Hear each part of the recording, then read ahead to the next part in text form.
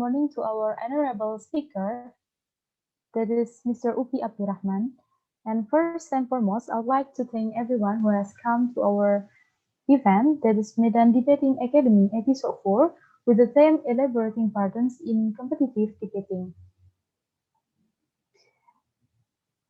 First of all, I would like to explain what we would go through for the next 2 hours. The first, we would like to have a documentation session. So for the documentation sessions, I would like to ask the participant to open the camera, and then we take a photo together. And then after that, uh,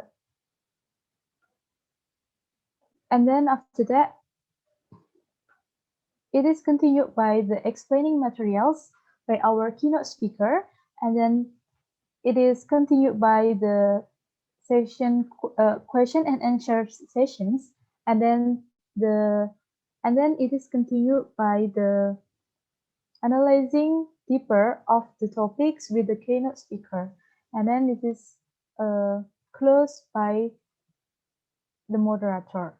I'm Novi Aprila Putri, the moderator of this event. So for the first that we would like to do is the documentation session. So I would like to ask for the participants to open the camera. So we would like to take a photo together. So please, for participants to open your camera.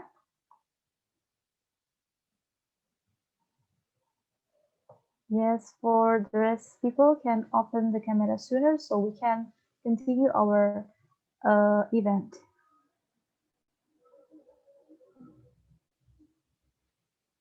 Okay.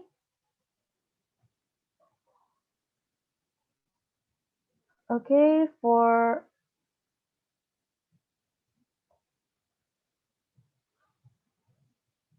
one, two, three. Okay, Stephanie, is it done? Okay. Done. Okay, thank you. Okay, thank you, everyone. So now, with much honor, I would like to call upon Mr. Uphie Abdurahman as our keynote speaker today to deliver his materials. Cool. Thank you so much, Nofi. Thank you for the opening. Hi, everyone. First, before we start, may I please ask the permission to screen share, just so that we can have a little bit of a presentation to guide us. In the meantime, just really quick introduction. Hi, everyone. I think I know some of you, but if we have not known each other, then greetings. Hopefully we can meet, again in the future, very soon after this pandemic. My name is Upi. I used to debate for ITB, but currently I've graduated and I've worked in the professional field for quite a long time. Recently, just going back into debates just for fun. Pandemics really make you sort of like do a lot of activities that are very familiar because it's very uncertain when it comes to things. But as a result, pandemic also is really beautiful because it allows much bigger capacity of debating that was not available before, in the sense that traveling costs are no more. Everything is virtual. So there has been so many competitions that I have been participating in the last year. I think that it's so obsessive to the point where since May 2020, since the first May, I think I've joined 1 or 2 tournaments per weekend. Yeah, it's really, really unhealthy, so I don't really recommend this for anyone at all. But as a result, I mean, there's a lot of things that I've learned as well, particularly with regards to what is the newest trend in debating. And I think that that trend can be really helpful. I just want to share some of these things to you, just to help you understand in order to make sure that we kind of like adjust our styles into things that are much more relevant and much more acceptable in today's world. Because I think being in debating for such a long time, one thing that I do realize is that the game is always changing, right? Debating today is not the same with 2 years ago. It's not the same with 5 years ago. It's not the same with many years ago when I won NUDC and stuff like that. So yeah. Cool. Yeah, so I think that that's really important as well to sort of upgrade the newest trends in debating. So hopefully this presentation can help with regards to that. Sorry, may I please have the permission to screen share, if that's okay?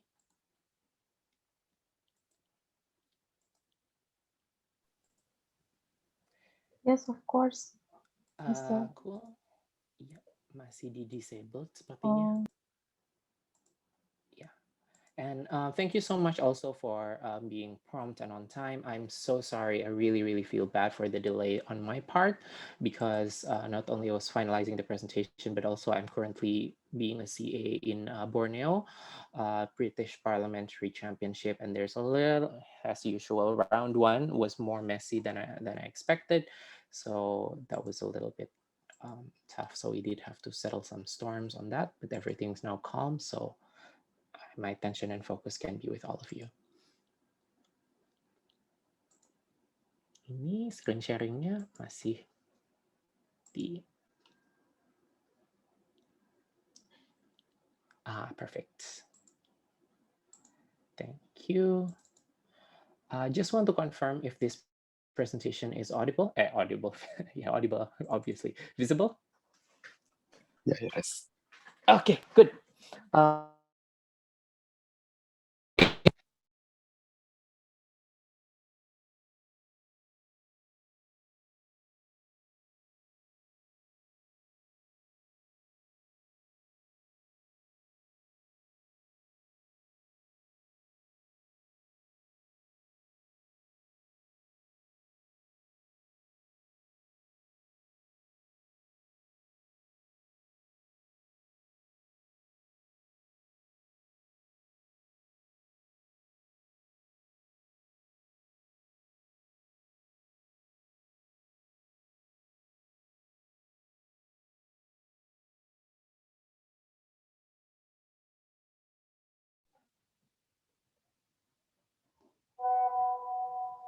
hello, Mr. Uphie.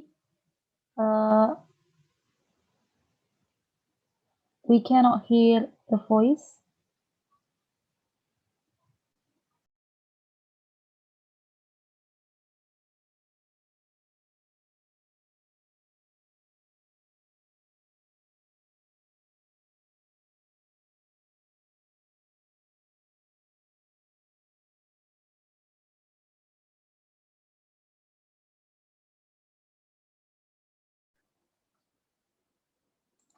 Hello? Yes, you're Okay. audible now, sir. Now it's audible. Okay, cool. Tadi putusnya di bagian mana ya? Just right off after you said, is this slide visible? Okay. So sorry for that then. Tadi setelah visible, what I was saying adalah 2 points. Number one, because this is Saturday morning, let's just keep this very casual, very ngobrol-ngobrol aja gitu ya. Bahasanya juga kalau mau dicampur-campur bahasa Indonesia, bahasa Inggris, let's do that. Pokoknya ya kita asik aja lah gitu, maksudnya nggak terlalu serius walaupun judulnya seminar gitu ya, penting bisa dua arah. So feel free to shoot a question if you have in the chat anytime. Yeah, and feel free to take notes, feel free to screen share, feel free to snapshot, everything is fine. Then yeah, I think that's it. Tapi I'm so sorry I won't be able to turn on my camera during the duration karena biasanya suka putus-putus internetnya kalau misalnya pakai kamera. Okay, so I hope that's okay with all of you. But that's be exciting. Okay, this morning we're going to be talking about engagement. And what does engagement means is that sometimes in debating, we argue and we want to make sure that our case is right? Our case is strong. But sometimes a strong case is not an engaging case. For instance, in a debate about Joe Biden and environmentalism, we start to talk about trade wars. People will think about it, right? Like, ngapain ngomongin trade wars dalam debat environment gitu, apa hubungannya, right? And you could have made a very compelling case about trade wars, but if it has nothing to do with what the motion is supposed to be talking about, with what your judges are supposed to be assessing, then a good case sometimes is seen as irrelevant and not engaging. So what we are going to try to do here is not to improve the quality of cases, because generally speaking, I see a lot of good quality cases in Indonesia, and this is from all parts of the archipelago. But sometimes in terms of making a relevant good case, that's usually an issue. This is what we're gonna sort of amp up ya. Bagaimana caranya memastikan bahwa kasus bagus kita udah bagus, relevan pula gitu ya. That's what we're gonna do. There's three things I want to talk about. Number one,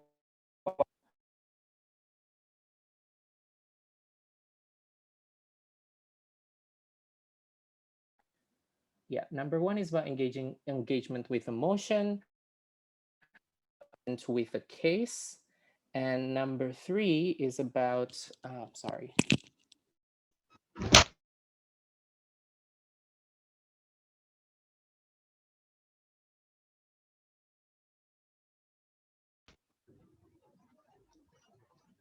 Tadi I use headset, sekarang I use speaker in general. Masih kedengeran kah? Yes, it's better this way. Okay, cool. In that case, let's move forward. The first thing we'd talk about in this morning session is motion engagement. What do you have to do in order to make sure that you engage with the specific wording of the motion? There's going to be, I think, around 4 slides on this one. So it's probably going to be the longest part of the presentation. But what I want to guide you first through is 2 types of motions. Because before we know 2 types of motions, right? Practical and philosophical, which is practical is this house would, philosophical is this house believes that. But right now, in any kind of briefing, ABP, World, any sort of debating tournament, there's 6 types of motions that need to be discussed. Let's go into details for it one by one, yeah? The first one is this house believes that, or THBT. There's several things that needs to be taken into account. 3 things mainly. Number 1 is that this house believes that is usually from an objective external point of view. This means every interest are equally valid. For instance, this house believes that feminism should do X is not a feminism motion. It's a motion that can cater into any kind of interest, any actors involved in that particular debate. If one actor is seen as important, then other actor can be equally important, depends on how the teams frame it. Yeah, so just think about that. If it's this house believes that, objective external point of view, all interests are equally valid, all types of arguments are equally valid. Number 2, the variant to this is this house believes that X brings more harm than good. This is usually a simpler version of this house believes that, because all you need to do is to make a laundry list of harms versus benefits and prove why the harms outweigh the benefit. Yeah. Number 3 on this house believes that, the action or the acts or whatever it is that you want to talk about after the THBT is assumed to be true. So there's not going to be any discussion of, oh, that's not going to happen, or any discussion about fiat or any discussion about feasibility, because you just assume that this is the truth. And then if that happens, is it harmful? Is it good? Is it more beneficial for certain actors, etc.? The 2 examples for this house believes that, I'm sure you have more example, is that this house believes that the presidency of Donald Trump brings more harm than good to the American democracy. Very easy motion. All you need to do is to talk about any actors that you can think of under this motion. You can talk about the Republican Party, you can talk about the Democratic Party, you can talk about any kind of voters in the US, be it the rich voters, be it the middle class voters, be it the voters on the grassroots levels in the US, international issues, domestic issues, China, anything can fly. Yeah, but the difficulty is, because anything can fly, then you have to make the argument. Why is your argument, why is your stakeholder, why is your point of view the most important stakeholder compared to other things? Gitu. So that's usually the trick with this house beliefs, that you have to frame why your interests are more important than other teams or other speakers' interests, because that would be a very, very important burden to prove. Because sometimes everyone's interest is important, and you can say, but this, and usually I see this a lot. In this House Beliefs motion, one team argues, for the American democracy, this usually means for voters in California. And then the other team said, but swing voters. And then I don't know as a judge, why is Californian voters more important than swing voters or the other way around? I know personally in my head that swing voters are supposed to be more important because swing voters are the one determining the election in America, but I can't use that in my adjudication as a judge. Gitu. So as speakers, it becomes your burden to prove why your interest, your point of view is important. But so it's a bit of a double-edged blade, this House Beliefs that the kind of argument that's valid is a lot, but because there's so many arguments that's valid, then you have the bigger burden to prove why your argument is more important than other arguments, if that makes sense. Yeah. So that's the pros and cons. Certainly, it's good that you can argue about anything, but yeah, just frame it out. Gitu. The other example would be this House believes that religious leaders should award members of their congregation bigger freedom in interpreting scriptures. So we will just, I don't think that this will happen in reality, right? Religious leaders giving members of their congregation bigger freedom to interpret Quran gitu kan, or Bible gitu. I don't think priests or imams or ulamas would ever do that. But we just assume it to be true. And if it is true, is it bringing more harm? Is it bringing more good? From the perspective of whoever, you can argue about it. Gitu. So that's usually how you argue this House belief motion, yeah? The other version of this House believes that is a simpler version, not only the brings more harm than good version, but that this House supports or opposes. Usually, same thing. From an objective or external point of view, all you need to do is to find reason to support or oppose X. It's usually a value judgment on that particular item. For example, this House supports queer baiting, right? And queer baiting means straight people acting queer in order to get more jobs and in order to get more money, or all of those things, like Shawn Mendes or Nick Jonas, all of those things. Or this House opposes US's trade war with China. Very easy. All you need to do is to say, why do we have a lot of reason to support it, or why do we have a lot of reason to oppose it? But usually, and in Asians, it's a little bit more straightforward, but in BP, which is probably something that is going to happen in NUDC, you're gonna have to frame why your argument is more important than other people's argument in the room. So just think about it. Whenever there is this House believes that, or this House supports, or this House opposes, anything you can argue, but you must prove why that is more important than other themes. Okay? Cool. So that would be on the first types of prompts, or the first type of motion. The second type of motion is less freeform, which is this House would. This is where I would like to embark from the general Indonesian classic of oh yeah, kalau this House would, it's a policy debate. If I said this House believes motion, it's a philosophical debate. Now, any motion can be both philosophical and practical. So in this House would, actually, take a look at point number 2. Government's point of view are usually very important, both principle and pragmatics. This means decision makers usually in this House would motion is when one team can argue the executor of the policy's role. If the policy is enacted by the government, right, then obviously I need to know this House would, meaning the government would do something. Then I need to know why it is important for the government to take care of this. Why is it beneficial for the government to take care of this, right? Because this motion is from specifically a policy executor's point of view. Therefore, this is very important for all teams to make sure that you do argue that policy executors' interest, point of view, etc., both in terms of principle and pragmatics. Let's say this House would legalize abortion in all stages, yeah? Let's take a look at this example. A lot of teams would then talk about, oh yeah, the benefit of abortion is X, the benefit of abortion is Y, etc. But then usually what's missing is that, why do I have to care as a government? Because this is not this House believes that legalizing all forms of abortion is good, or this House supports legalizing all forms of abortion. This House would legalize all forms of abortion. Therefore, it's not enough For teams to only prove why abortion is good or bad, teams have to prove why, because it's good, then they have to say that this policy executor needs to do that policy. That's the second part of the argument. That's why in any this household motion, bring the policy executor's point of view. Usually it's the government's point of view in most this house would. For instance, the other thing, this house would militarily aid the defense of Palestine, membantu Palestina secara militer. I would assume that many debates will talk about why Palestine is suppressed by Israel, why there's a lot of damage over there, which is good, but that's not enough. What needs to be proven as well is that why is it in the interest of a government to militarily aid Palestine specifically?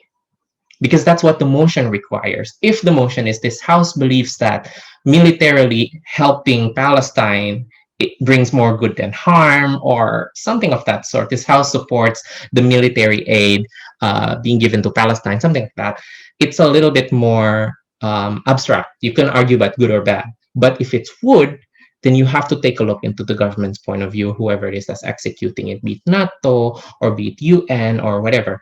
But their point of view has to be taken into account. That's how you would argue this household motion. So in short, how I would summarize the 6 points under this household motion is that, number one, you can argue anything, but number two, please make sure bring government's point of view into the frame, whoever it is executing the policy. And that point of view includes principle and pragmatics, okay? Now, the other variant of this house would is that this house as X, yeah? This is what we call an actor motion. This is the same with above, but it's specific to an actor. This house, as the Black community opposes the use of the N-word, for example, then it must be within the specific interest of the Black community. The first argument has to be, what is the interest of the Black community? What do they look like right now when it comes to movements, when it comes to economy, when it comes to politics? So much so that using the N-word will destabilize the interests of that particular community. It has to be very specific into that actor. If it's not specific to that actor, you lose. I've seen a debate misalnya recently, this house as a religious parent living in a Western country would raise their kids in a religiously closed community. Misalnya kalau misalnya kita tinggal di Inggris gitu misalnya, sebagai orang tua yang religious mungkin Muslim, anaknya mau dikirim ke pesantren gitu kan, contohnya seperti itu. And then the opposition team argues, well, how about liberalism? Kids need to be taught value of diversity, of harmony, of sex education, so that they know better about their sexual rights, of apalagi yang mereka bilang, of having LGBT friends, for example, all beautiful things. But I don't understand why that's the interest of a religious parent, ya nggak sih? Langsung sama lawannya bilang, this is an actor motion. I don't understand why a religious parent would have the interest of their kids being exposed to sex education. Like, sex education is generally a good thing, but for a religious parent, probably they don't immediately want that being exposed to their kids, right? So it's a very different interest being argued over there, because you can't argue it as a general debate. It is a very specific debate to the actor that is demanded by the motion. Jadinya, when it is a specific actor motion, make sure your point of view is as much as possible within that particular actor's point of view. The other example to that would be this house as the Western feminist movement will prioritize women of colors and minorities as our spokespersons. Generally, I would assume, or I would imagine, general feminist debates over here, why there is exclusion of women of color, why there's issues being faced by minority women, Muslim women, brown women, Asian women everywhere. But then the question is, what is the interest of the Western feminist movement? What is the movement looking like right now? What kind of priorities do they have within their movement right now, and all that kind of thing? Is it beneficial to change this way, or is it not? right? Because, again, this motion is very specific to that particular actor. So in this house, as do not forget to talk about that specific actor, in this house would do not forget to talk about the government's point of view or whoever it is that's executing the policy. Cool. So far, before I move on to the last set of comparisons of motions, any questions? Good. If there's any, just feel free to ping me in chat, yeah.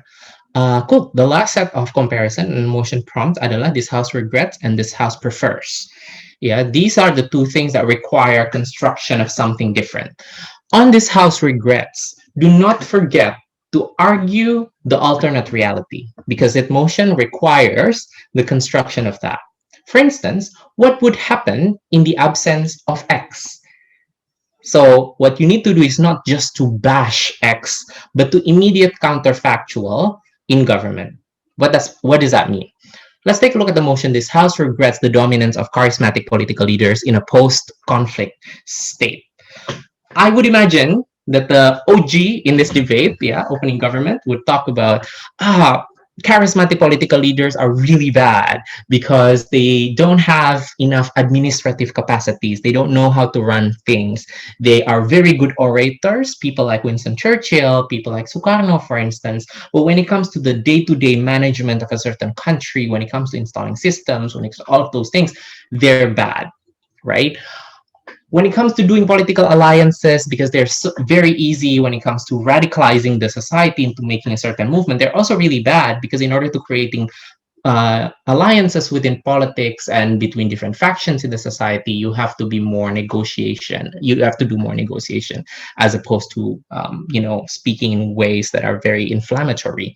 So this is another harm of charismatic political leaders, which is a good argument. But is that a persuasive argument? No, usually it's not a complete case. Because after you bash the charismatic political leaders as bad, the other part of that would be to say, what would be the preferred alternative reality? In the absence of these charismatic political leaders, who would be the kind of leader that you want?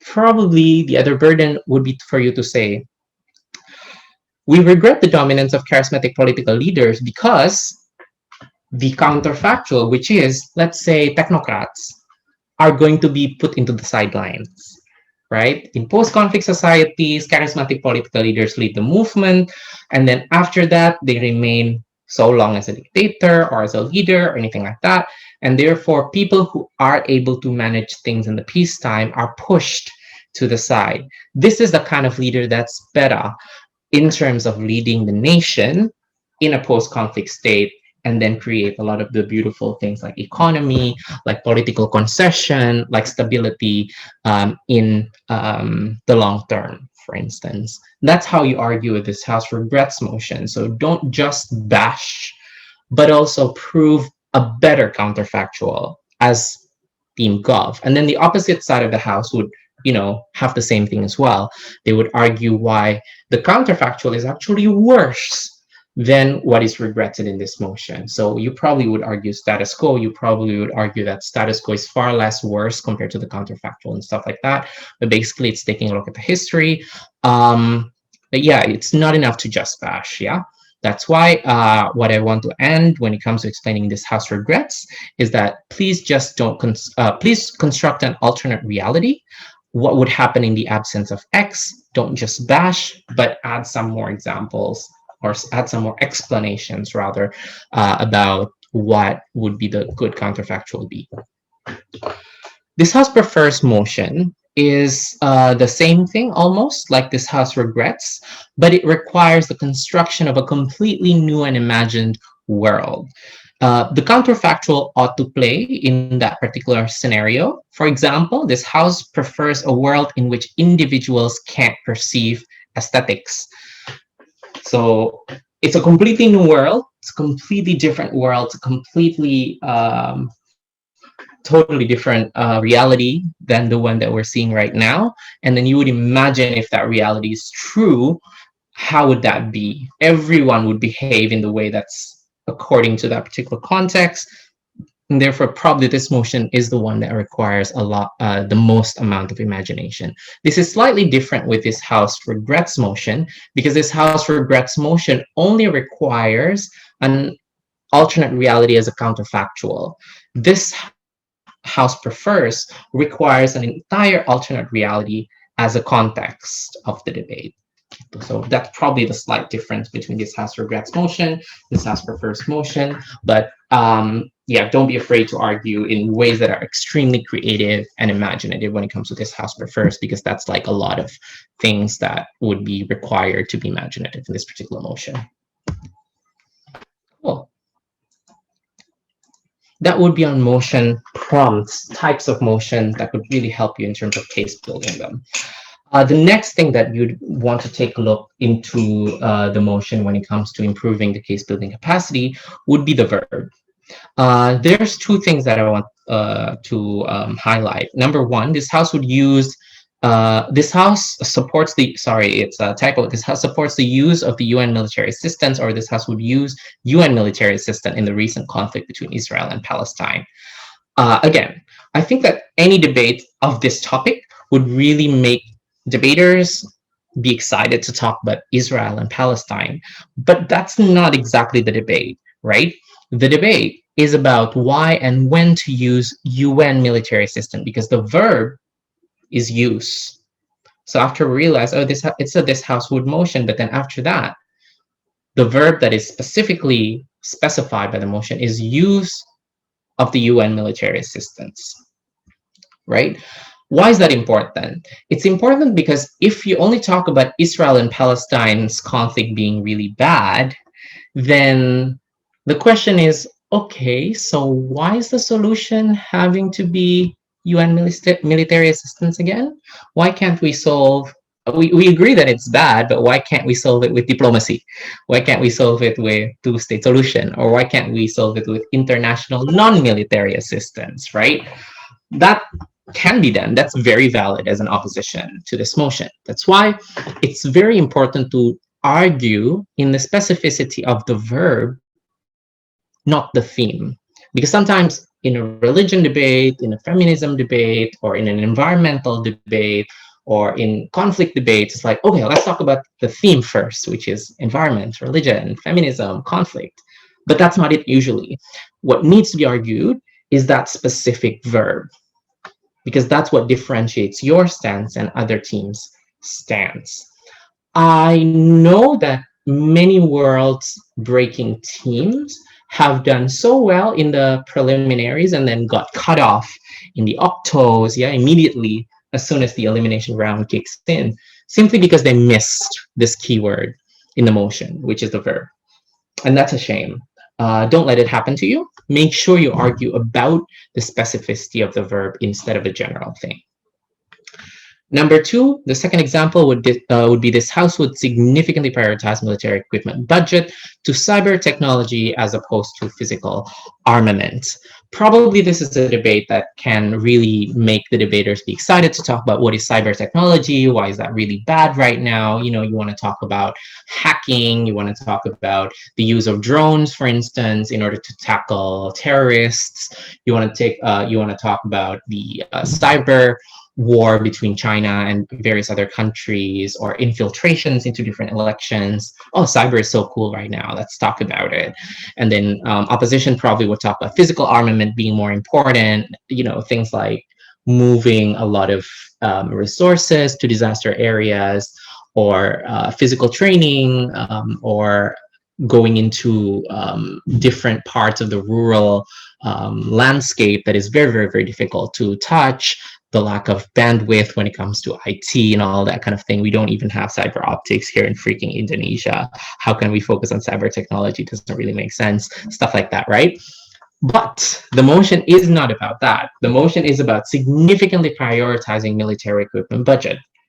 So you want to talk about what does that mean? How much is significantly prioritized? It's probably 80 to 20%. 80 for cyber technology, 20 to physical armament, which means the government side of the house has the ability to do both, but it's just a matter of priority. Same with opposition side of the house, right? So if you only talk about the benefits of cyber warfare or fighting against cyber warfare, the benefit of physical armament, all of those things, probably these things exist in both worlds. What has to be argued is the prioritization. So make sure you handle the prioritization well, as opposed to just one thing or the other.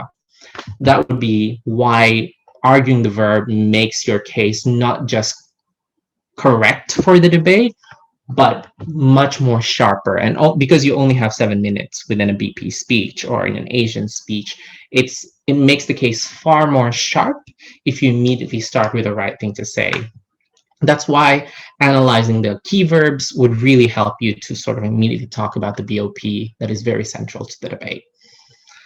So the conclusion for this is, I'm so sorry for the copying, the conclusion for this is just make sure you take a look at the verb and not necessarily immediately jumping to the theme. That would make your case a lot more sharp, yeah? The other thing that I'd like to touch when it comes to motion, we've talked about how the motion begins. We've talked about the next thing in the motion, which is the verb. And then definite wording means the other parts of the motion. How does it read? For instance, this house opposes the toxic positivity culture. This is a motion that I judged, I think, in KCL and King's College London Open last year. And it was a beautiful debate. But the problem was, opening opposition argued about why toxic positivity is good, because toxic positivity is not good, but I mean positivity in general, you know what I mean? Like a lot of the reinforcement of positivity in social media, right? Why it's important to remind people that they have to be positive, that there's hope, that sometimes the darkness in people's life, anxiety, etc., is a matter of perspective, is a matter of short-term sort of darkness, and in the long term there's always ways that you could sort of like see your life becoming better. And it's very, very important to be reminded that there's still hope on the horizon. Many things why positivity is a good thing. And closing opposition then came up and said, look, opening opposition only argued about this house opposes toxic positivity. They never argued about the culture part of the motion.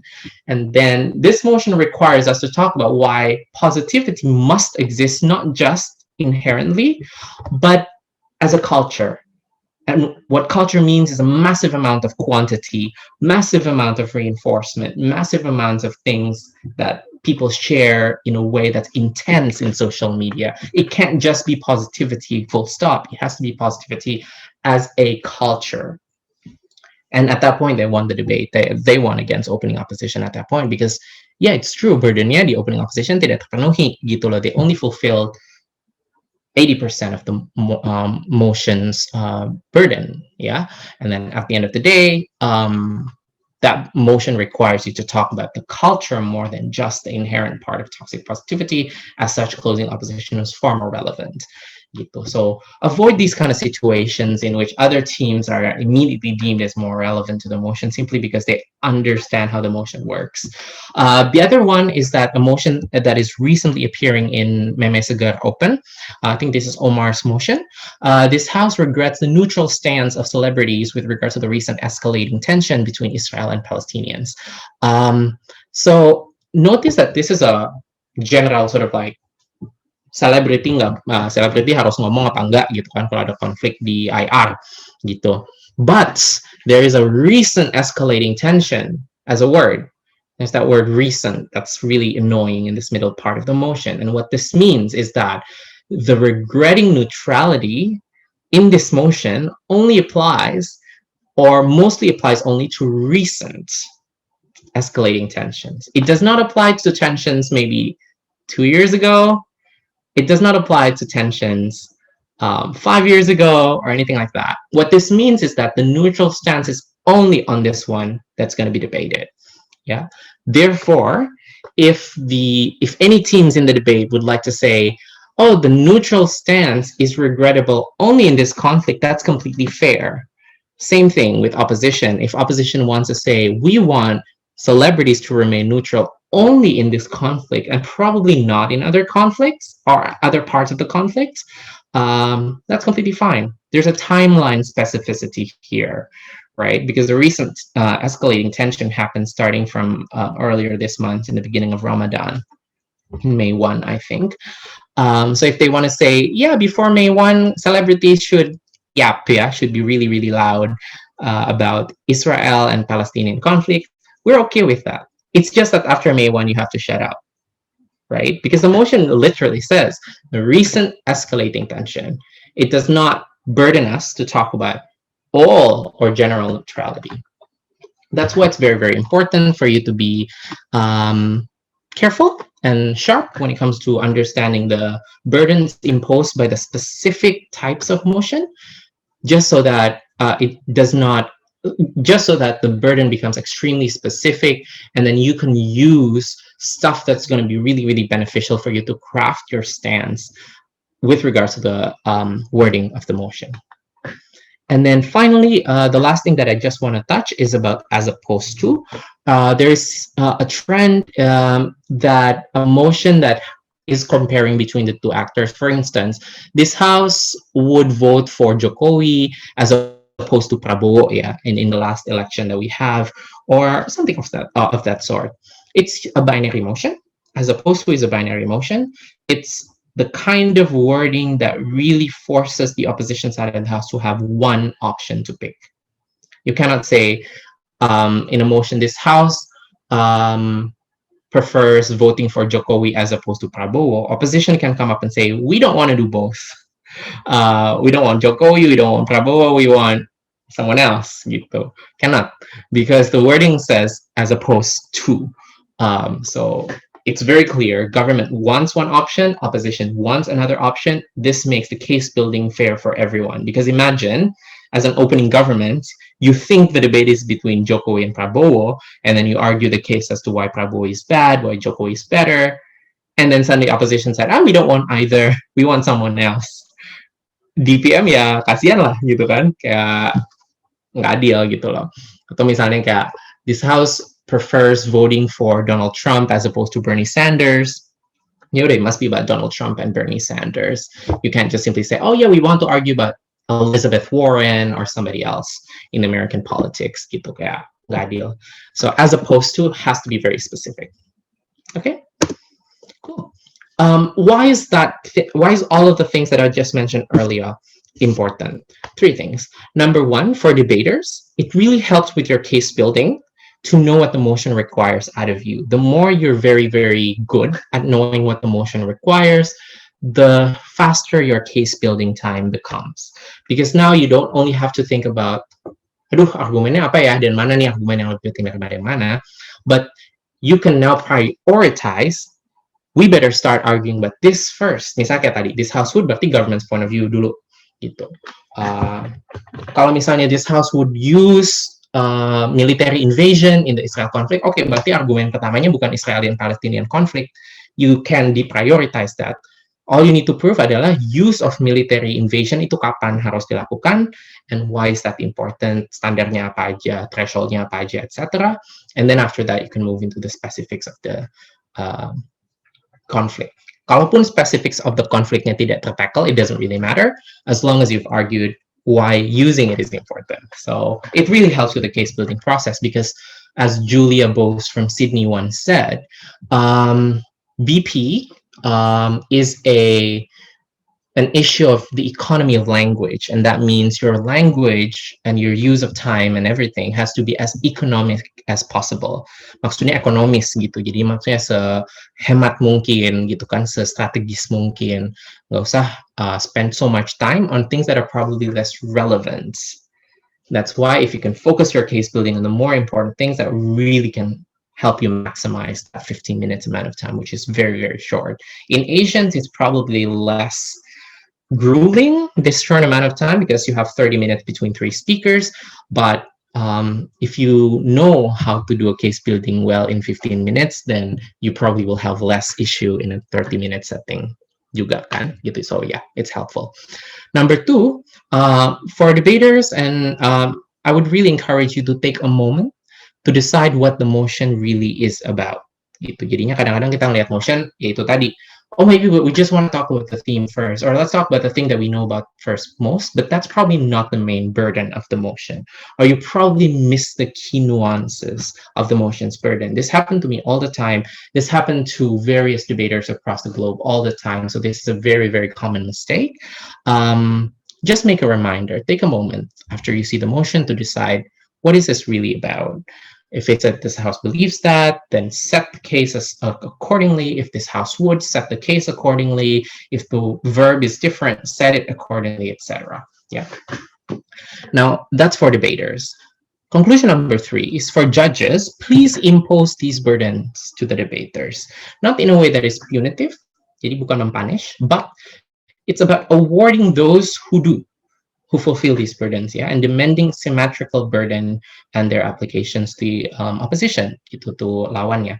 For instance, if teams, the debate that I mentioned earlier about religious parents living in the Western world, the opening government in that debate specifically talked about the actors' interests. What would be most important for religious parents in a Western context? They talk about protecting kids from Islamophobia, for instance, from secularism, from anything like that. They want to bring the kids to the afterlife with them because it's a religious instruction, because it's something that brings peace to them, knowing that they have managed to protect their kids, not just in the world that is fana, but also in the afterlife that is very, very important for the kids and for them as well. All of those things, beautiful. And then the opposition side of that say, no la, LGBT, no la, all of those things about, sex education. But yeah, that's not the interest of the parents, right? And then as a judge, you can immediately favor opening government's case over opening up, because now you understand the burden. That's why it's very important to know what the burden of the motions are as judges, so that you know how to make certain arguments less relevant than others. And, appropriately awarding teams who also know these burdens. And then finally, it leads to the third thing that I mentioned. You would know which arguments to deprioritize. If some teams are making good arguments, like what I've just mentioned, but it's not necessarily the debate or the motion, then that's probably less relevant for you in order to take into account in your adjudication. And that probably has less gravity for you as well. Okay, so that would really help you to judge debates as well. That's why motion engagement is very important. That would be the end of motion engagement, end of part 1. So sorry for taking a bit of time. Any questions so far?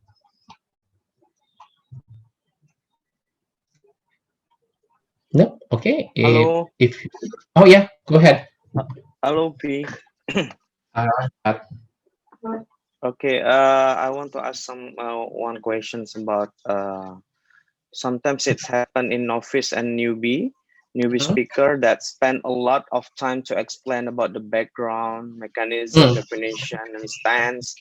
And the question is, how do you see it as a judges, and how to deliver our packaging's basic explanations to the motion so the explanation is quite strong?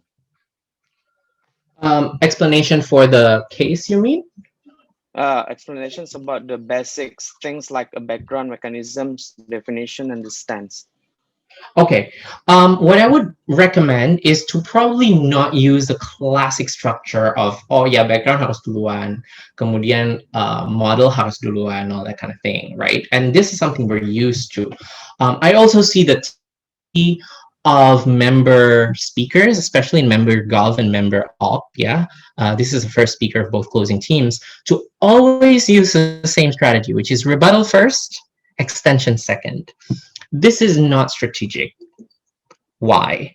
Because sometimes as EFL speakers, most of us are EFL speakers, are ESL, we don't have that much amount of luxury of, being very, very dense or being very, very effective in our English, because English is a language. It's not as immediate for us. We have to translate, we have to think about the right wording, we have all of those things. That's why make prioritization in your speech is very, very important. And sometimes you can move things around. A prime minister's speech does not need to start with background. You can simply start with an argument, and I've seen this happening many times by ESL or EFL speakers. They just say 3 things in my speech. 1, why does the government must do this? Number 2, the impacts, and number second impact. And then as they explain why does the government have the burden to do this, or why is it their role, they would weave in the background. Getting a background becomes an integral part of the argument, not a separate part. And then it becomes much sharper, right? Because then you lose all of those inefficient time to build in all the backgrounds and whatever, and then baru di belakangnya kayak, oh yeah, conclusionnya ini by the way. Gitu, kayak kadang-kadang sometimes maybe the conclusion needs to be explained more than the background, because some judges then would have the opinion that, yeah, all of these backgrounds, I know, right? It's not necessarily something that you have to explain 5 minutes about, stuff like that. So it's good, blah, but I mean, it could stop in the 40 seconds. It doesn't have to take 3 minutes out of your Prime Minister speech time. Gitu. That's why, yeah, you could take it all off and make it a part of the argument. Usually, I would advise going directly to the argument. That's much more relevant. And what argument is most relevant? Seperti yang tadi kita udah bahas. Kalau this house believes that, anything can be relevant. This house supports or opposes, anything can be relevant. If it's this house would, or this house as, anything that's relevant to the executor or the community that you're talking about, right, would be relevant. And then if you talk about this house regrets, this house prefers, maybe the counterfactual needs to be part of it. And kalau this house regrets, then I would say, this is the bad side of what we regret. This is the good side of what we're missing. That's it. That's my structure. Gitu. I hope that answers your question. Thank you. It's really answered question. Cool. Perfect. The other question from chat is that this house believes that X should. Yeah, absolutely. The burden of the motion, the requirements, and thank you, Estrina, for this question. The burden of the motion is just to compare why one action has more value than the other action in this house believes that X should. So, for instance, this house believes that the US should mend relationships with Southeast Asia. Right? The proposition side of the house would say, these are the benefits that we can get if the US mend their relationship with Southeast Asia. For Southeast Asia, this is a benefit. For US, this is a benefit. For India, this is a benefit. For China, this is a benefit. Gitu. Anything goes. That's the burden of the motion. But then other teams have the ability to sort of like say, well, you talk about 4 different actors. I want to talk about one actor. And this actor will be the most important actor in the debate, which is, let's say, the benefit for the domestic politics in the US if they engage with Southeast Asia. Here's why. Something like that. Jadinya, the burden of the motion in this house believes that X should is probably less about the issue, but it's about comparing what argument is most important to the debate as opposed to other arguments. That's the unseen burden. Gitu. So that's where I'm going to talk about that later on in a meta debate setting. So let's discuss about that more. And I would invite you to bookmark. Nanti I'll flag it, yeah, begitu I get into that slide. But yeah, the comparison between different arguments, I think, is the biggest burden of this house believes that motion. That's a short version of the answer, Esterina. So yeah, hopefully that answers the question for now. I promise to explain more in the 3rd slide after this, yeah? Good. In that case, let's get to case engagement. There's 3 things I want to talk about in case engagement. First is about to directly engage with your opponent. There's 2 ways of doing this. Number 1 is direct engagement in forms of negation, or kalau bahasa coach sekarang, minus A, yeah. How you do this is quoting. Simply say, they said this is not true because. You want to quote it. For instance, that they say Black Lives in a motion that's about Black Lives Matter. They say Black Lives Matter movement in social media increases support for the movement. This is not true because nobody cares about it beyond the performativity. It's only about the gram and only about the shares, only about the likes, only about the stories. After that, people go back into their normal lives. If there's any awareness, it's very small, all of those things. But that's always the format. They said this is not true. Quote works, yeah? So quote your opponent. They said X, it's not true. They said A, it's not true. That's how you do direct negation. Sometimes what happens adalah what we call running away atau lari gitu. Sometimes what is said adalah they said this, but there's another argument. That's not a direct negation. Misalnya, I just saw this in a recent debate about post-conflict societies. The government side of the House said post-conflict societies must prioritize national identity as opposed to local identity because it gives a lot of sense of unity. And then opposition side of the House said, yeah, sense of unity, but trauma. It's a good, trauma is a good argument, but it's not a direct clash with the idea of sense of unity, ya nggak sih? Karena sense of unity-nya harus dibuktikan dulu why that's not important, why that's harmful, all of those things, and then you can move to another argument gitu. So having a direct engagement, negation minus A, quoting your opponent and destroying them using their own words is really, really helpful. So don't be afraid to be as explicit as possible. One of the biggest things in Indonesia is that culturally, we're not used to doing that, right? Because our culture is not a direct culture. Our culture is not the one that would say, Bapak tadi bilang A, itu salah. Karena begini, gitu. Karena nggak sopan banget kan kalau di Indonesia kita ngomong kayak gitu. Di berbagai bagian Indonesia. I think some Indonesians, in some parts of Indonesia, this is more acceptable than the others. But generally, culturally, we're not used to doing that.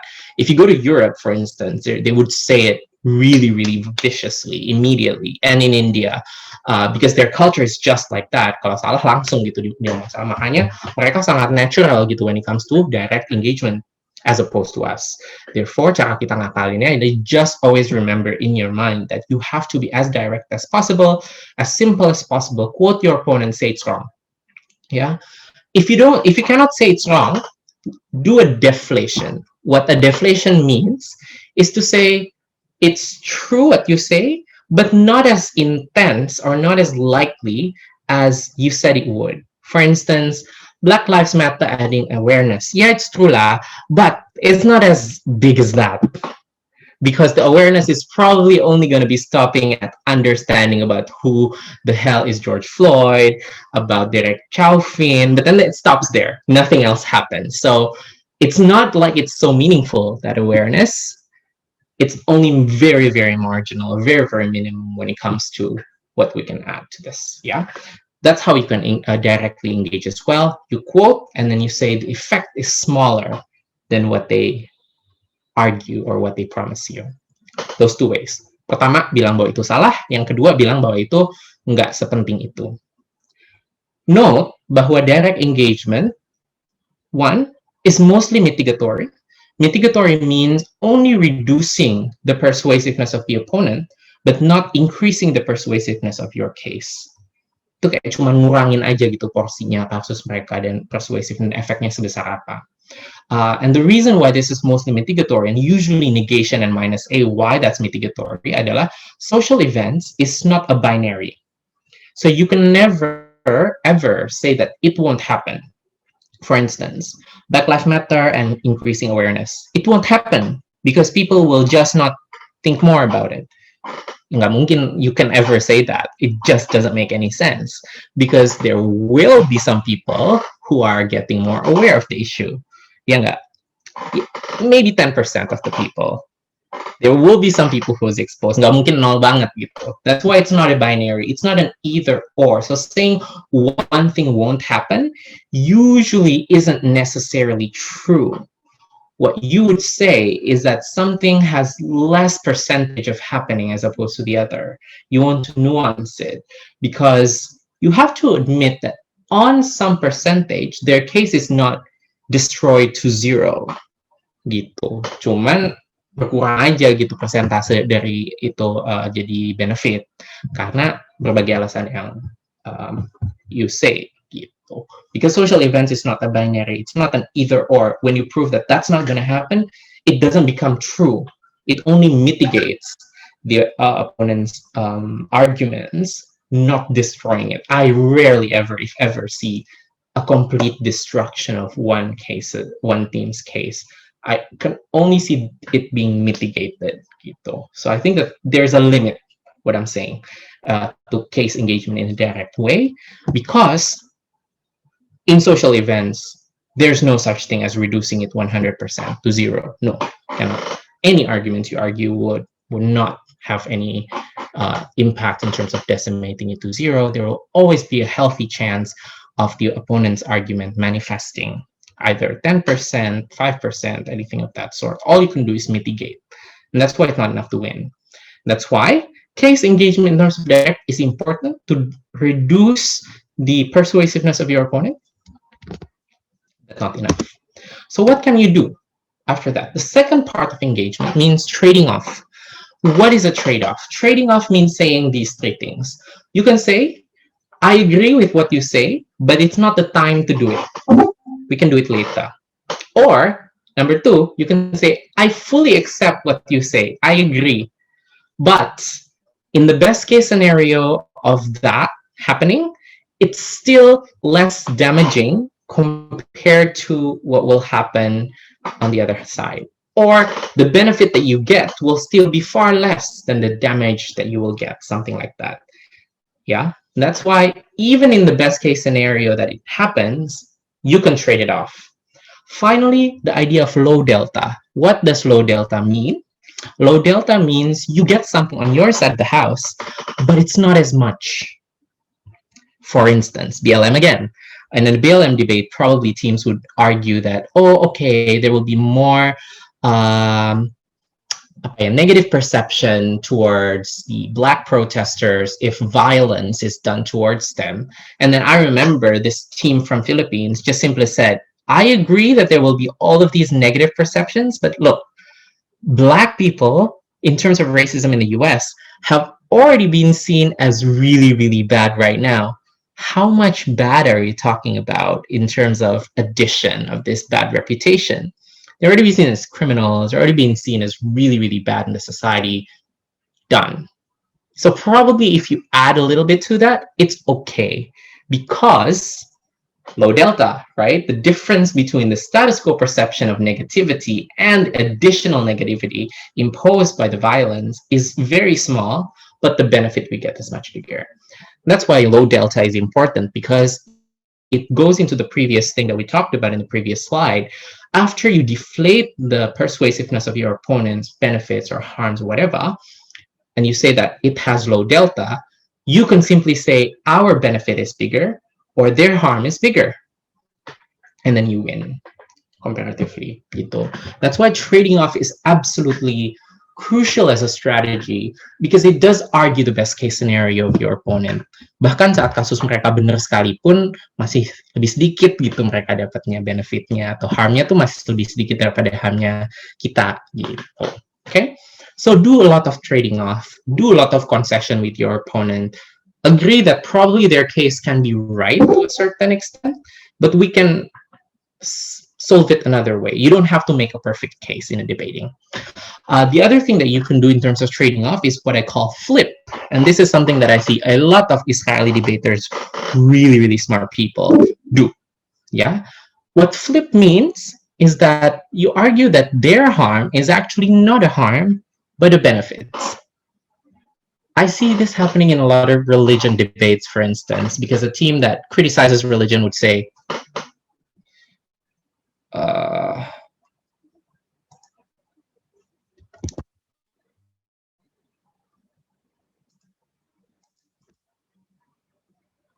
sorry, am I still audible? Yes, you are. Oh, okay, perfect. All right. So yeah, where is that? It's like in religion, right? Yeah. In religious debates, the proposition side of the house a lot of times would say, oh yeah, religion can sometimes be bad if they're controlled by elites or by leaders, because There's a dominance because there's exclusion, because there's radical point of views, etc. All of those things.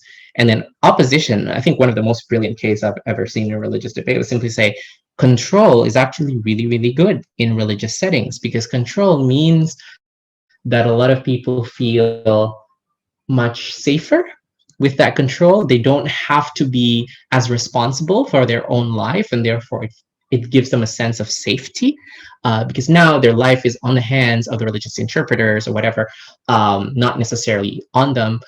Control is actually a benefit as well, because it does give the responsibility to understand the complexity of religion to someone else who has learned about it, as opposed to you. Maybe you don't have the time, maybe you can't read all those texts. It's quite difficult. So control is actually a good thing, because it makes the job of a religious believer far lesser. That means, interestingly, the more proposition side of the house proves that control is there, the more opposition's benefit happens, right? Which is so cool, because then it's not a response that says controlling won't happen, which is the kind of response that mitigates or directly clashes it, as per the previous slide. This is a kind of response that says, go ahead, proposition side of the house, prove it, prove your argument, because the more you prove it, the more we win. So cool, yeah? Whenever you find these opportunities in debating, flip your arguments. Say that that's actually not a harm, this is a benefit because of this. Or say that that's not a benefit, it's actually a harm because of this. So the more you prove it, the more dangerous it would be for your case. So that's usually far more useful, because this is a lot more difficult for your opponent to defend or to fend off. Yeah. So whenever you can trade off, whenever you can flip, please do so. I think that would be really, really helpful for your case. Finally, this is a question that relates to Serina's question earlier about meta debate. What that means in meta debate is a second burden in BP. In BP, you have the burden of proving why your argument is right, but the second burden is, why is your argument important or more important than other teams in the debate? If you argue principle versus pragmatics, both are equally important for judges, right? So you would have to argue why one thing is more important than the other. If you talk about one type of harm like economic damage, and then the other team says, yeah, okay, political damage, well, which one is more important, right? The second question then becomes more important. Why is political damage more sustainable than economic damage? Why is political damage more long-term or more difficult to erase than economic damage? Something like that. But basically, the argument cannot stop at proving why your argument is correct. The second part of it is, not only is this argument correct, this is more important than OG's argument, for instance, because of this. It's more important than OO's argument because of this. It's more important than CO's argument because of this. This is why meta debate is very, very useful in BP, because immediately it instructs your adjudicator to compare between the two arguments in their best form. If you've managed to prove, or to a certain point, why in the best case of your opponent, they're still lower than you because of X, Y, Z reasons, it becomes much more difficult for you to lose. Yeah. This is especially important for whips or reply speaker if you're an Asians. This is another thing that I probably would like to sort of rectify. The idea of a whip in BP is not mainly to rebut. A whip's main job in BP is to actually summarize the debate in a way that a reply speaker in Asian would, is to make comparisons between teams. So my usual whipping style would probably be, I want to talk about, if I were a whip for closing opposition, for instance, I would say, here's a reason why OG lost to CO, here's a reason why OO lost to CO, here's a reason why CG lost to CO, and that's it. Because that's what you need from a whip speech, these comparisons, making sure that the extension from your closing team wins over other teams. If you just simply rebut and just simply mitigate and simply kind of like do all of those things, judges don't understand why you have to win, because, okay, maybe some of their cases are smaller, but is the extension bigger from their side of the house, right? Or are you actually helping opening opposition in rebutting them? Because the more you destroy as a CO with OG and CG, maybe then it makes the case of opening opposition more important compared to you. So it's a little bit difficult, isn't it? And then maybe you say, but doesn't it fulfill the burden to respond? True, but the burden to respond is not the most important burden in the debate, because obviously, naturally, closing teams has more time to respond, than their opening. So if the opening has discussed the most important argument in the debate, and all closing can do is to respond to whatever's left, then the opening still wins. So the best case of any closing team would be to compare themselves to all three teams and engage in the meta debate aspect, just so that they can make sure that they win against all three teams as opposed to just simply some teams. Gitu. So I would really encourage any whip speaker or any reply speaker to make this meta debate comparison, compare your case with other teams' cases. For the example, why government should give military aid in Israel-Palestine conflict, Ken, after this probably, I'll get back to that, I promise. Cool. So on case engagement and meta debate, specifically on that, do we have any specific questions? I'll just briefly summarize this again. Direct clash, trading off and flip, meta debate. Hopefully that helps. Finally, the last thing that I want to talk about in this session, and hopefully we're not running over time, is on elaborations. This is something that I think a lot of us have been doing really, really well. So I don't think there's much to add to that. I just want to highlight on three very important things on elaboration, things that are often missing based on my experience. Number one is characterization. And what characterization means is the question, simply, what does it look like, right? If you want to talk about post-conflict states will include different views or authoritarian, right? If you say, post-conflict states can include different races or different ethnicities or different political factions into the discussion, or are they more likely to be authoritarian? I think the most important thing is to argue or to make some sort of explanation. What does a post-conflict state look like? For example, a post-conflict state would be a context in which all of the parties have been exhausted, and that this means resources-wise as well as emotionally from fighting. Everyone is tired of fighting, and that's why there will be much bigger tendency for people to come to the negotiation table. Why? Because in that state of exhaustion, to see that there is a possibility of peace, a possibility of hope, a possibility to create some sort of a sustainable stability is far better for everyone. It gives economic hope. It also gives some sort of a responsibility to the people that you're defending as a warring party, for instance, the kind of promise that says things will get better.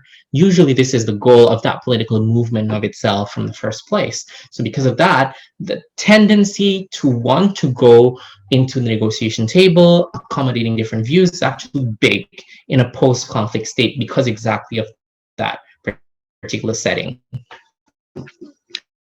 Yeah, that's how one team then can argue, okay, then authoritarian becomes less in terms of possibility as opposed to inclusion of different views, or the other way around of what does post-conflict society look like, and the more teams can prove it and the more teams can explain about it, the better it becomes.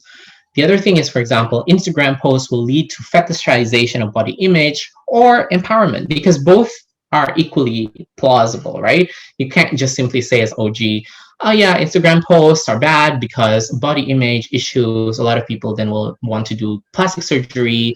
A lot of people will feel like they have to fulfill certain body image that are not realistic, do extreme things for the gram, stuff like that. That's true, but why is it more likely than the empowerment that the other team would argue?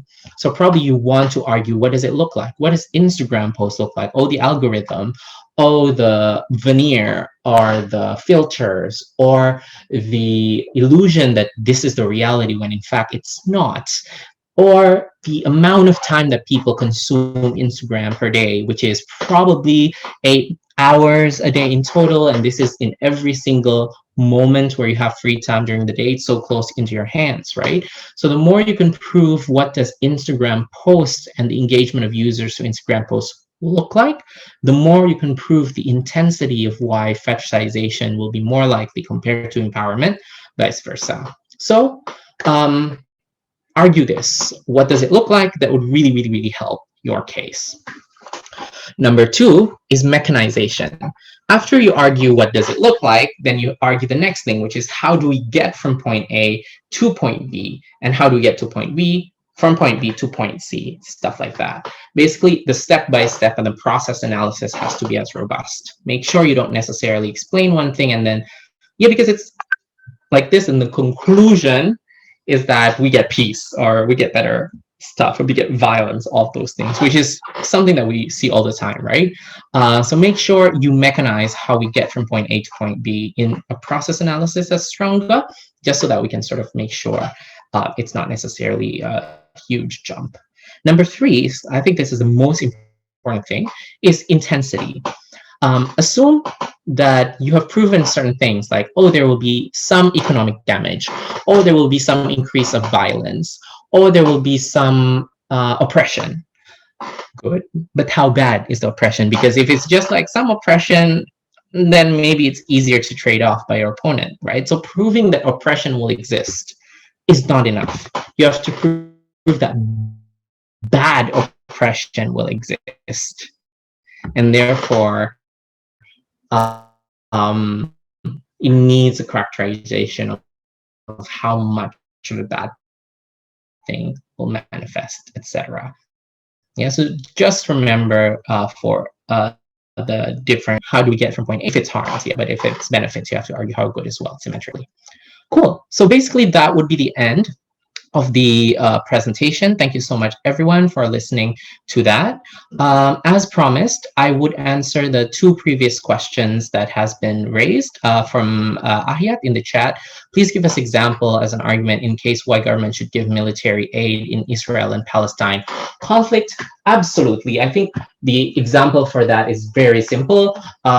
Number 1 is about moral responsibility of governments, because it's a humanitarian crisis, because a lot of people have been dying, because there's a lot of people that has really, really suffered on either side, but certainly more on the Palestinian side, all of those things that someone has to step in.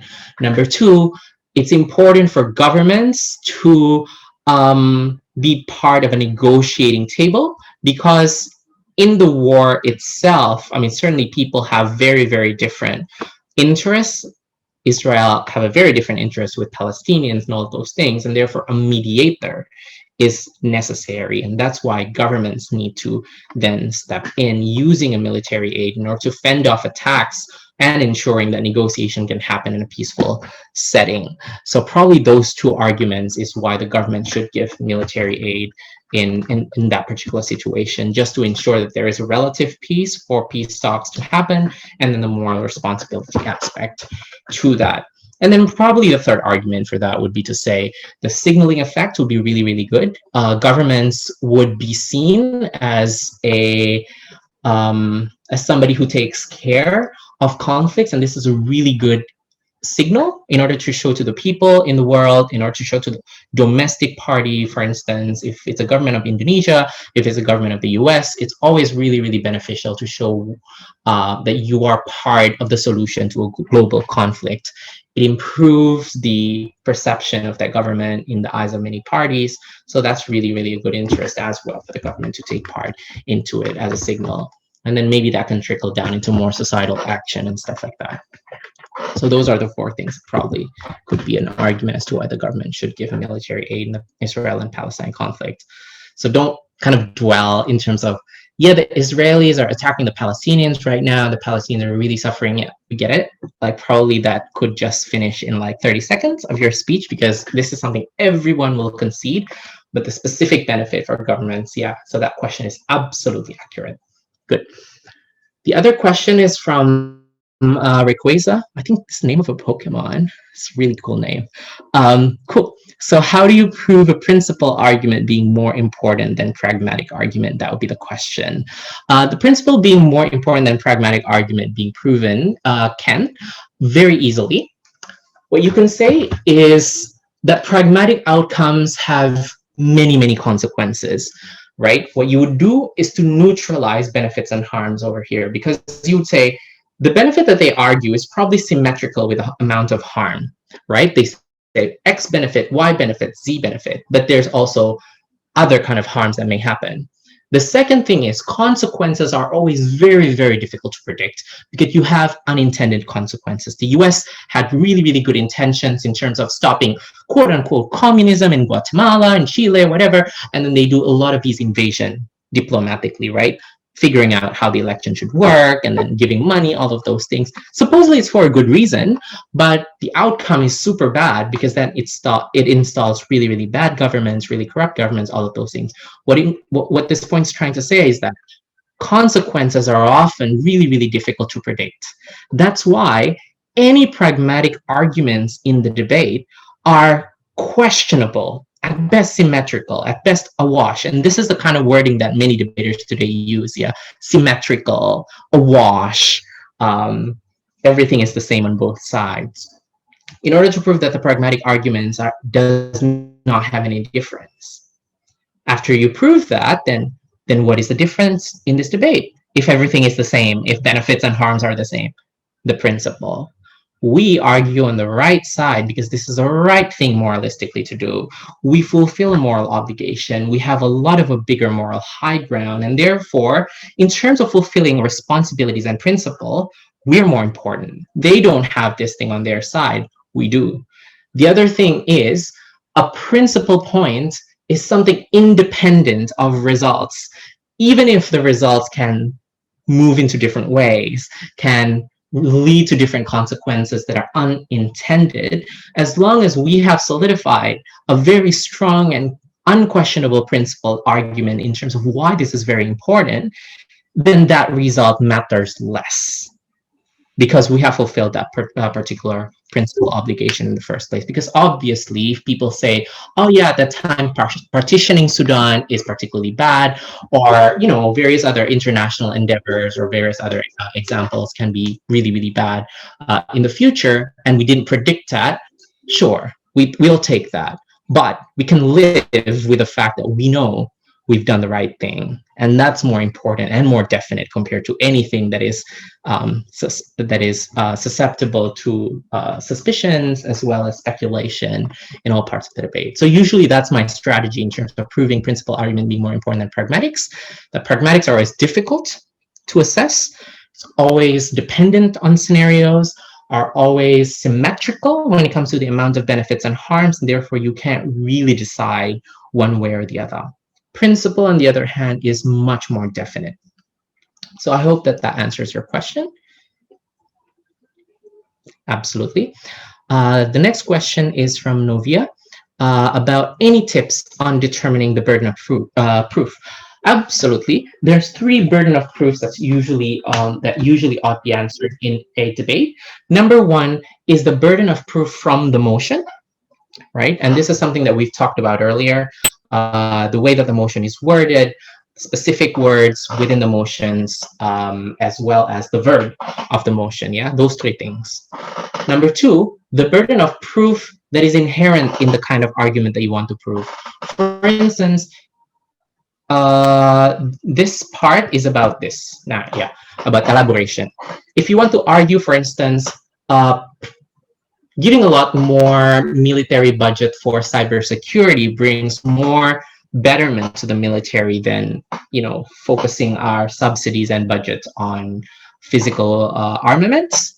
Then the burden of proof is, what does subsidizing cybersecurity look like? Right? Maybe you want to talk about that first. That's the first BOP, because then you want to talk about, oh yeah, subsidizing it means we want to send people to training so that they know better about IT. Number two, we want to develop our own softwares and IT infrastructures in-house so that we're not dependent to third-party providers. We don't have to sort of outsource our very sensitive military equipment to Google or whatever, other companies that may have interests that are not necessarily aligned with the country's interests. Number three, probably we want to allocate 80% of our budget to cybersecurity, but not necessarily entirely our budget. We'll still have some budget when it comes to giving money to physical armament. So that's not necessarily an either or equation. Number four, probably what we're going to do is to increase infrastructural reach of this as well. So we are not just going to build like, radars or whatever. We're going to also make sure that all of the military centers are equally distributed with how these radars communicate with each other. So not only this will be in terms of cybersecurity benefits, this has communication benefits as well. Characterization kayak gitu. And then mechanization, how do we get from all of these explanations into the benefits that we argue, for instance, terrorism, and then you argue in terms of, look, doing all of these things mean that we are matching into terrorism movement because terrorism use a lot of algorithms, a lot of communication via email, and therefore our capacity to crack it down like Alan Turing becomes better. Number two, we have a better predictive strategy. Number three, we have a better firewall against people who's trying to crack our code, stuff like that. And therefore the benefit will be really, really huge when it comes to that. And then after that, the intensity. That's a second BOP, which is the BOP that is imposed by your own arguments to you. The third BOP is what your opponent imposed towards you. Your opponent would probably say, yeah, but physical armament is more important because 1, 2, 3. And then you would argue the other way around, right? That's a burden to respond to that. And then you would sort of argue why that's less important, why it's not necessarily working, why it's too expensive and stuff like that. And then they would say another thing, oh, that has to be responded as well. Or they would have other framings by saying that, oh, cybersecurity is not necessarily that big of a deal. And you would have to respond back and say, no, it's actually big of a deal because of this thing's clarifications, stuff like that. So those are the three BOPs, yeah? Karena if your opponent says different things in a debate, then your burden changes too. So yeah, those are the three BOPs that usually exist in a debate. What the motion requires out of you, what your argument requires out of you, and what your opponents require out of you. I hope that answers your question. Agak panjang tadi jawabannya, Uphie, but hopefully that tackles it.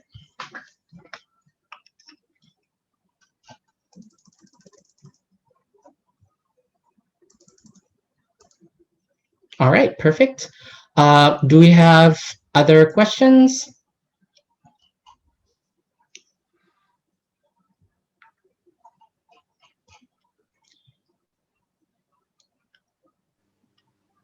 Okay, that's the explanations from our Perfect. keynote speaker. For the participant, is there any questions again? Because we still have 10 minutes, 7 to 10 minutes for the question and answer session. So regarding the participant that has a question for our keynote speaker today, you can still drop your question on the question chat box.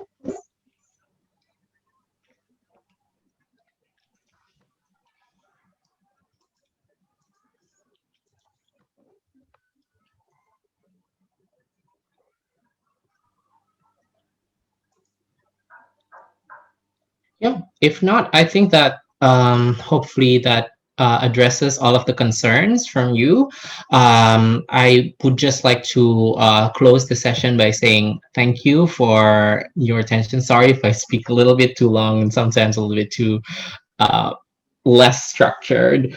So yeah, feel free to share feedbacks or anything that you have to the organizers of this wonderful event. If you have any, more than happy to hear them. It was a pleasure to be able to speak and be invited. It's just like, I really hope that the quality of our debating can increase all across the board, all across the archipelago, not only because debating is, cool because you can win stuff and all that, but also because it's like a very, very important skill to have as well in terms of approaching reality, in terms of approaching information in the social media, in terms of approaching politics, all of those things, you know, like having all of these skills that we have in debating can really help to sort of make sure that we become wiser people, facing a lot of hoaxes, facing a lot of disinformation, facing a lot of stuff that are probably in various interests. You know, sometimes these interests are not as holy as other interests, as it is in the realistic world. Some people want to make themselves richer. Some people want to make their, you know, want to do things based on ego and personal benefit, stuff like that. To have a bit of a more keen eye is actually really, really helpful in order to make sure that we get our decisions right. Do we want to be that kind of person? Do we want to be involved in that kind of behavior, stuff like that, because we know exactly what we're facing. And I think that's what critical thinking allows us. So hopefully this is a discussion that does not only stop in today's discussion or only in debating context, but something that we have continuously among ourselves and with ourselves as a person throughout. In saying that, thank you so much once again. Passing it back over to Novi in order to close the event. Cheers. Okay, we are as Medan Debating Forum also want to thank very much for our keynote speaker today. That's Mr. Uphie Abdurahman. Thank you, sir, for bringing the very nice discussions with our participants today. And for the participants, we would like to say thank you very much for your attendance, and we have a lot of good events for the next 2 weeks or a month. So stay tuned. And I'm as the moderator today. I'd like to say sorry for there's for this event if there's a lot of mistaken words that I've said today. And thank you very much. Okay, wassalamualaikum warahmatullahi wabarakatuh. Waalaikumsalam. Thanks, Uphie.